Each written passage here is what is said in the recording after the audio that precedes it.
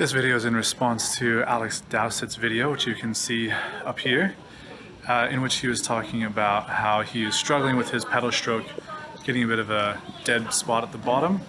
And I'll give you the tip and then let's talk about it. The tip is, to fix that, think about pulling your knees up rather than pushing your legs down. Let's talk about it. So I first came across this as I was riding with other guys on the road, and there's one guy that was next to me. You could hear this big vroom, vroom, vroom. Like every pedal stroke, you hear the power getting down onto his rear tire onto the road. And at first I was really amazed by that, because obviously I'm not a pro cyclist. I'm not anything but just a normal average guy who loves to ride his bike. But I thought it odd. How can I hear so much power going down every pedal stroke?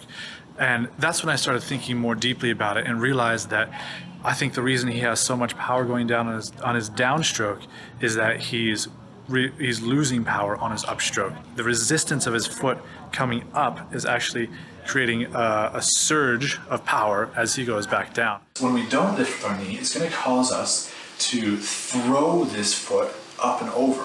So my left leg, as it's pushing down, is actually forcing my right leg to come up, and it's throwing it up and over, and then it has to engage, and he gets a sudden burst of power trying to catch back up, which throws this one up and over. That's where that whoosh, whoosh, whoosh sound comes from. We do not want that. We want smooth. Smooth is fast. As you'll find out in any group ride where you have people who love to surge, the surging is not helpful to the whole group going faster. Smooth and consistent. And so that whoomp, whoomp, whoomp, that's exactly what I heard in Alex Dowsett's video, which you're going to hear now. So he's got the same thing happening where he's got this big surge of power on an air trainer every time one of his legs pushes down. And Alex, you could reduce that a lot by just thinking about pull your knee up instead of pushing your foot down. So what should you expect as you focus on this technique of lifting your knees instead of pushing with your foot?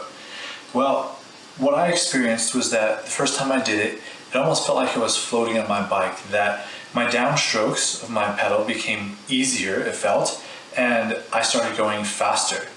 Now, the reason for that is because when you get to the bottom of your stroke and you start to come up, you simply are lifting your foot off of the pedal. And so often what we do is we push on that to try and get the weight off of our saddle and off of our hands, and that actually is taking away watts from getting on the road. And that's what we want to do. We want all of our watts on the road translating into real power, nothing wasted.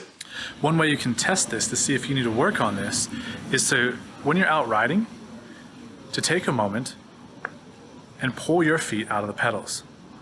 Now, if you're riding properly without putting extra pressure on your pedals while you're pedaling, then you should feel no difference when you take your feet off the pedals.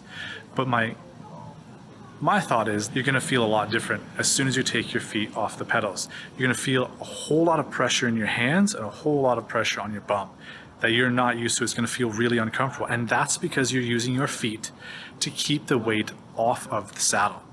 But that's not what you want to do. That's counterproductive to what you're trying to do.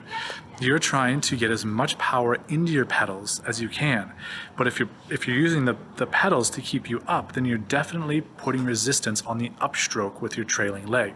So after I experienced this with my friend, his knees going to his chin and hearing the whoosh whoosh every time he put power to the ground, and thinking through this thing of lifting your knees rather than pushing down, I found something that has been made to actually help you train this.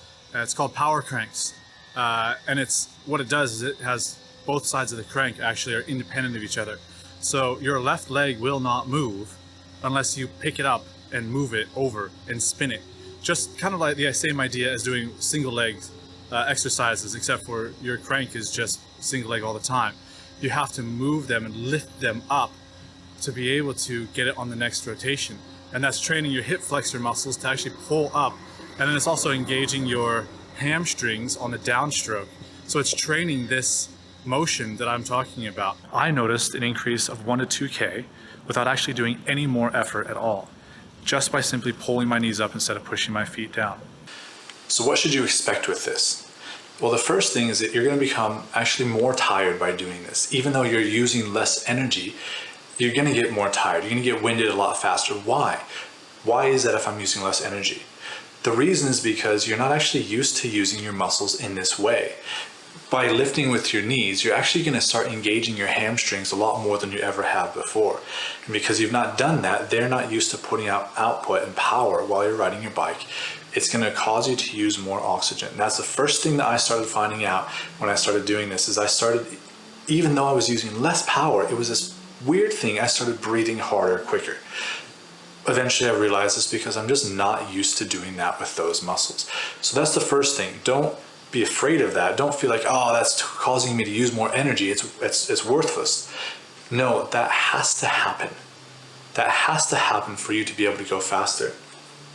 And Alex, like I'm saying, you've got that dead spot in the bottom, and if you don't work on this, you won't be able to get it to go away. And so you have to have these months of working through this technique and becoming more tired and becoming more winded in your sessions and feeling like you cannot actually go faster with this. You're going slower, and the numbers are telling you you're going slower. You have to give it time, because your muscles have to adapt to being used to that extra output. And then I promise you're going to start going faster. That's the claim of the guy who started with the power cranks. Is he said, I don't care who you are. If you're an amateur or if you're a pro, it doesn't matter. You will gain at least 2 to 3 kilometers an hour on your speed by doing this technique. And I can attest, I've never used the power cranks, but by doing this, lifting with my knees, I have totally become a whole lot faster. The next thing that you're going to see start to happen is that as you come to the bottom and you start to lift, eventually you're going to start being able to figure out how to engage your hamstrings in that, so that your leg is actually pulling backwards as it's lifting up. And that gives you even, it's not a lot, but it gives you a little extra added watts in that you're not, now you're not only picking your leg up, but you're actually adding a tiny bit, so that when you're here at the top of your stroke, when you're here and you're about to start pushing down, this leg is actually helping you to get up over that 12 o'clock position. It's giving you just that little extra bit. And this, Alex, is where I think you're really struggling, is it sounds like you're going up, and as soon as you get to the top, you're putting a huge power down, but then you have this dead spot like you talked about, and this is where I think the lifting with your knee is going to help with that. Is that it's actually going to give you a little added boost right there, so that your coming over the top actually becomes smoother. And you'll find that the smoothness obviously is going to translate into quicker speeds and a lot less exertion. It's a simple thing. Even today on my ride home from work, I was focusing on that, using a big gear actually, and focusing on trying to pull with my hamstrings, and I was getting a bit tired, getting a bit winded, but I'm seeing huge improvements. Lots of gains coming from this because I'm just continuing to do it. All right, that's it. Just get out there now, spend some time on the bike, pulling up on your knees. And let me know how it goes for you. I'd love to hear your story. I'd love to hear your journey, because I'm sure you're going to have things you can teach me as well as you experience this and figure out new ways to do it. It might take you some time. In fact, it's going to, a couple months, maybe a year. Who knows how long it's going to take, but you're going to see gains from it. So I'd love to hear your story. Send some comments my way.